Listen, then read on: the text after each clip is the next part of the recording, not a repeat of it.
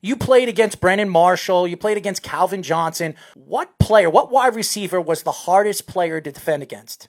I played a lot in the nickel, a lot inside, and the guy that consistently gave me trouble was Steve Smith. Steve Smith, just he's physical. He talked trash. He backed up everything that he did.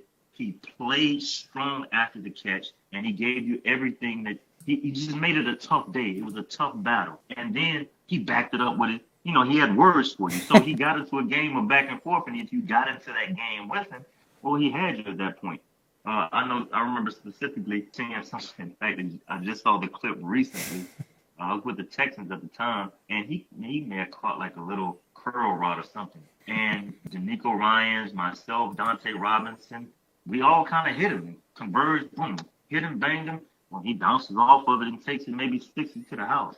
And I'm sitting on the ground like, man, that's SOB here, bro. You know what I'm saying? But that's what he was. He was a tough competitor, and I respect guys like that. What do you think are some points of emphasis within scouting that you think maybe the average fan or even analysts like us don't factor in when evaluating players? You're watching the tape, just being able to evaluate the tape will tell you if a guy is good or not. We can all kind of look at it and formulate a pretty good opinion about how you feel about the guy. The rest of it is based off of size, potential, and character. And the level that character and background factor into if you will actually draft a guy. If you're going to take the time, the energy, and spend the money on this guy, how big of a factor that plays, and how some teams or some organizations are willing to take those risks and others aren't. How some coaches and some general managers are willing to take that risk and some aren't. How some of the decisions that are made from a general manager or a head coach perspective may not even be at their pay grade. Some of that stuff may come higher than them. Just that level of, obviously, this is a pretty good player. I like him, but is the character too bad? Is he too nice of a guy? Is he too bad of a guy? Will the personality fit into the locker room? Is it a fit for our coaching staff? Is it a fit for the city? Mm-hmm. You know, so it's a lot of factors that play into it, in addition to the obvious height, weight, speed, movement skills, football intelligence, the FBI can call it, and explosion, those types of things, you know, actual positional traits. Is there a particular player that you scouted over the last couple of years that made it to the NFL and became a great player or superstar? Well, myself, I dealt with the pro side of the game when I was with the Raiders. So I dealt with all transactions from a pro perspective, the daily in and out of the business on the pro side, organizing workouts, managing the waiver wire, making sure we had all of our practice squad guys locked in, evaluating potential free agents on the street and from other teams, evaluating other guys' practice squad. So there's a lot of guys that have kind of come through our hands to be able to work in that regard. And one of the names for me that stand out was Nico Thorpe and then Lorenzo Alexander. Lorenzo Alexander's a great guy. He was from the city of Oakland. When I did work on him, he was with the Washington Redskins, and he wasn't a Pro Bowler at the time. In fact, a couple years prior, he was a defensive tackle at Cal. And he was a guy that they had worked at inside linebacker. They had worked at outside linebacker, but his primary job was really just to run down on kickoff and F people up. And that's exactly what he did consistently on a normal basis. And he did it extremely well. And when I watched him and I evaluated him, I went to Reggie and we talked about it and just how mature he was. And being from the city of Oakland, I thought it'd be a perfect match. Then when we got him out there to the Bay Area and were able to play with him, we saw what type of guy he was and what type of leadership he had. And he became team captain because of his special teams attributes. And then later, I think his last season with us, he ended up playing the last few games of that season because of the injuries that was going on at the position. And he played well. And the thing about him was that he was super smart, he was super tough, but at the same time, he always looked like his body was hurting a little bit. So it didn't necessarily look the same as what you wanted it to look ideally, but he was productive. And you saw the same type of player when he was with the Buffalo Bills over these past 5 or 6 years that he spent with them.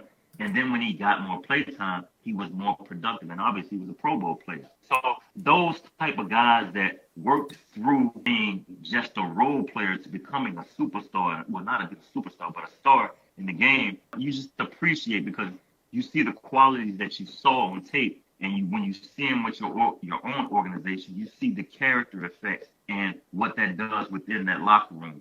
What do you think are some of the benefits with the NFLPA collegiate game that players that are draftees, whether they're big schools or small schools, might not get with their own college football team? I mean, it's just really an opportunity to kind of finalize your college career, put a stamp on it, and to be able to prove things that you may not have been able to do on a collegiate level, whether it's because of your offensive or defensive scheme, or maybe you were injured during the season, or for whatever reason, you feel like there's something for you to show or to prove. I would always tell the guys, or I told the guys when we showed up out there in LA, I said, fellas, man, this is an opportunity to create your own narrative. You got an opportunity to create your own narrative. These college scouts go into your school, talk to your position coach, they talk to your head coach, they talk to your head trainer, they talk to admin staff around, and they may not really get an opportunity to really meet you, but everybody else has told them their perception of you, whether it be good or bad. And if it's bad,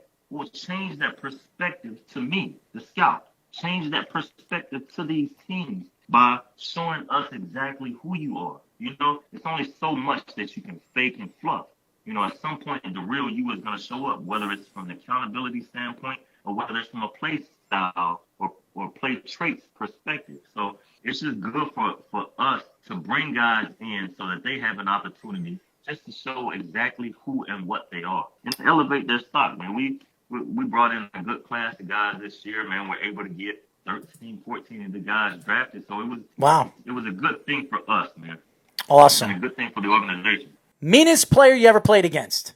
I don't know about the meanest, but I remember Jamal Lewis coming through the hole, hitting my buddy that also played corner, stepping on his chest. And I was looking like, bro, I'm next. Let me grab his leg and try to twist and fall because that did not look very pleasant. So just that experience alone, man, just was like, okay, man, I'm 177 pounds. This guy's 230 plus, and he just put his foot in this man's chest. I got to find every means to get this guy down without hurting myself. Funniest player you ever played against or played with? Peyton is a comedian. I know we spoke about him earlier, but Peyton's a comedian. You know, there's some things that I won't necessarily repeat that happened in the locker room that had you sitting like, bro, did he really just do that?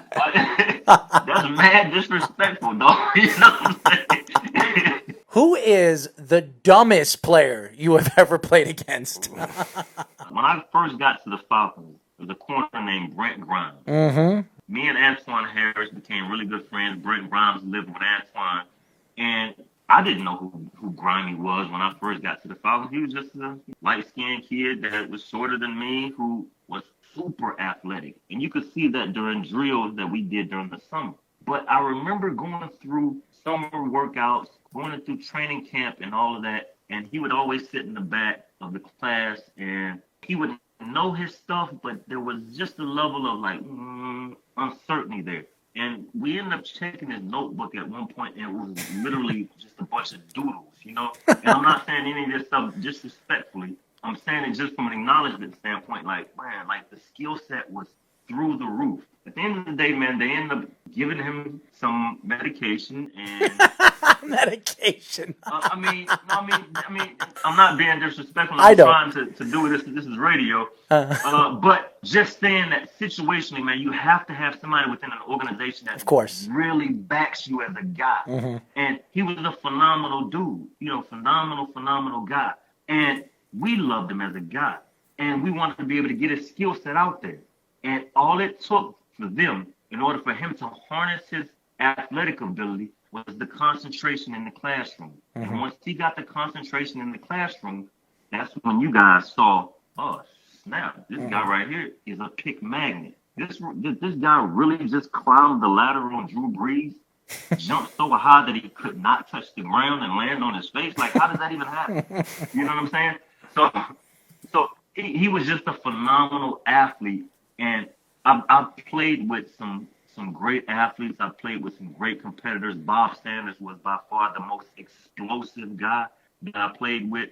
But But Grimy, he was by far the most athletic. I've seen him do some things on the football field and in practice that would have you in awe. Like, bro, like we were going to Dave and Buster's. Did you really just jump over the hood of that Camry, like the Toyota Camry, without like running? Like, how did that happen? Dude, I'm just going to, like it was normal for him. It was normal for him. I legitimately saw him jump over a gator, the 4-wheeler gator in the red zone period while guarding a wide receiver because the gator was like too close to the playing surface. It's right there. Oh, any normal athlete like myself, I'm just a normal good athlete, I would have smashed into the gator and tore every ligament in my knee. Grimes saw the gator like, a step before he hit it, did a somersault over it, and did a quick little roll and popped up like it was a normal Bruce Lee routine. I was like, hold on, man, what is this? This dude is created differently, you know what I'm saying? And obviously, man, he was able to have a productive and successful career. But that's what you learn about this game. Like, at the end of the day, like, everybody has athleticism. Everybody has some type of trait that got them to this point. Now there's a number of different factors that keep you here, that allow you to stay. And at the same time, man, you have to have somebody that backs you, that has your back.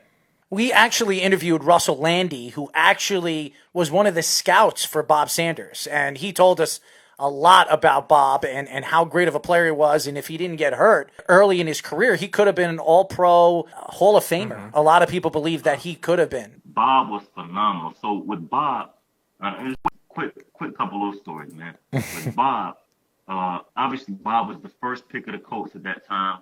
They had traded out of the first round. Now they're at the top of the second round. They pick him up for the low. Well, this is the time where, the rookie contracts and stuff wasn't slotted the same. So Bob held out training camp. Held out. He didn't show up and do off-season training with us. Plus, he had already ran the 40 at the combine, 4.38, I think that's what he ran, on a broken fifth metatarsal. So he had to get that fixed. So he got that fixed. We didn't see Bob actually physically on the field until week 6 or 7. Wow. Of the regular season. However, during that time, during the all-season training, OTAs, minicamp, training camp, Bob was religiously working with Alan Williams and the rest of the coaching staff, plus in meetings with us, to the point to where, and Alan Williams, the coach that we had, DB coach that we had, I think he's with maybe Minnesota right now. But Alan is really, really good about teaching the ins and outs and the fundamentals of what's going on within Dungy's scheme. Mm-hmm. So with every coverage, the safeties would have to spit out their run fits. Right. Bob was 1,000% with that. And with the haste of being able to get it out, if you have a boss play in the guard pool, what are you doing on the front side B? What if it's counter on backside? I'm backside A. Like, it would come out so quickly to where it happened in the game. It was like, bro, like I saw this coming, like in June, in July. Like, it was that easy. But week 6, whenever Bob showed up on the practice field, it was like this dude, when you watch the tape, it was like he was in fast forward and we were just in slow motion when we were watching the film of practice. It's like, come on, this is just fresh legs Bob, we would call him. Fresh legs Bob.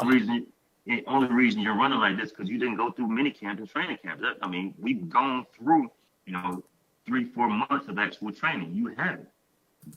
But when you turn on the game tape, he played the game exactly like that.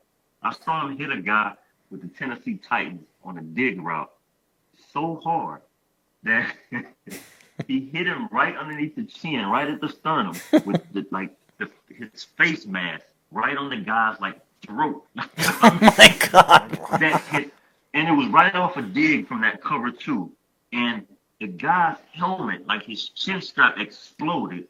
The guy's helmet popped up like a Jack in the Box. He put it it was slow motion at this moment. Like, he looked at Bob and tapped his helmet on while he was falling back down. It was it was the funniest thing for me. And at the same time, I'm thinking, bro, this dude die on the field? You know what I mean? Like, he got hit so hard. But just like what you said, man, Bob played the game with such physicality and just so explosive in his acts that his body just didn't hold up.